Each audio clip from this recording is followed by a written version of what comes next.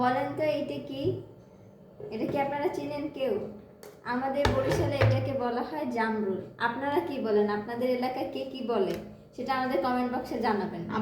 কেটে নেব এটাকে, এই যেভাবে মাঝখান থেকে পিচ করব, করার পর এই মাথার এইটা ফালাই দিতে হবে।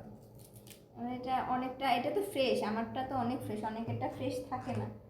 ফালাই দিলে এটা ভালো হয়। এটাকে আমরা পিস পিস করে দেবো, যেহেতু বানাবো সুন্দরভাবে বানাবো, কিন্তু জামাইয়ের জন্য বানাবো না, আজকে আম্মুর জন্য বানাবো। প্রত্যেকবার তো সব কিছু জামাইয়ের জন্য বানাই, আজকে আম্মুর জন্য বানাইতেছি। সবাই রেসিপিটা ফলো করবেন, ঠিক আছে? রেসিপি ফলো করলে আমার মতোই হবে বানানো। তখন বলা লাগবে না বৃষ্টি বানাই খাওয়াও, এটা বলার কোনো প্রয়োজন হবে না। তখন আমার মতো করে বানাইলে নিজেরাই বানাই খাওয়ার পর আমার কথা মনে করবেন আর কি, যে বৃষ্টি বানাইয়ে খাওয়াইতে পারবে না তো কি হয়েছে, ওর মতো রেসিপি হইলে মনে করেন বৃষ্টি বানাই দিছে। এটা কিন্তু কুচানো অলরেডি হয়ে গেছে, দেখতেই পাইতেছেন।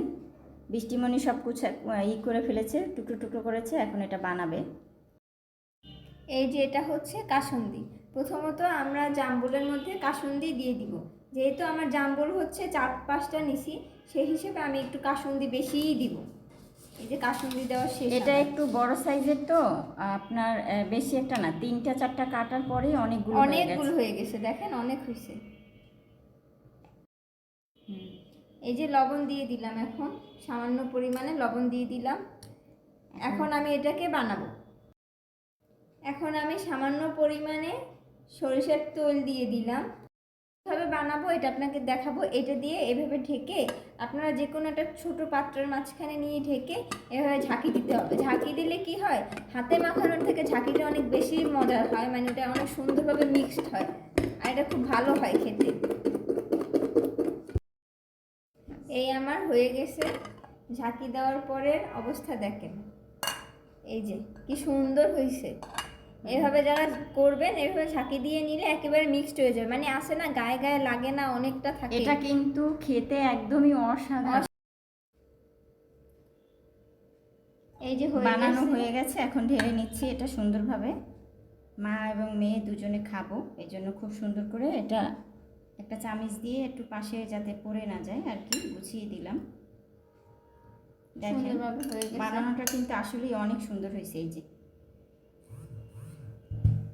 এখন খাবার পালা। হ্যাঁ, এটা কিন্তু আসলে খুবই অসাধারণ হয়েছে বানানোটা, অনেক মজা হয়েছে। মিষ্টি তো প্রচণ্ড মিষ্টি। এটার মধ্যে এই জন্য একটু মরিচের গুঁড়ো দেওয়া লাগছে আর কি। মরিচের গুঁড়ো না দিলে মজা লাগে না, কিন্তু এটা অনেক মিষ্টি, মানে কোনো কিছু প্রয়োজনই হয় না, তাও বানানোর পর আরও টেস্ট বেড়ে গেছে। কাসুন্দি সব কিছু দেওয়ার কারণে অনেক মজা হয়েছে।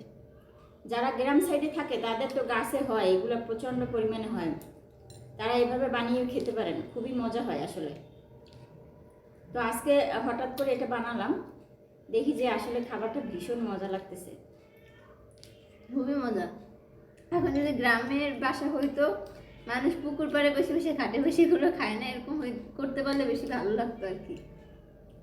গ্রামের মানুষ তো পুকুরের পাড়ে বসে বসে খায় না, অনেক বাতাস, এক সাইডে বসে থাকা, এরকম বানাই যদি কেউ সামনে দেয় আর কিছু প্রয়োজন হয় না, আর কিছুর প্রয়োজন নেই।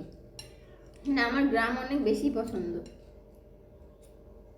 আল্লাহ হাফেজ সবাইকে, ভালো থাকবেন।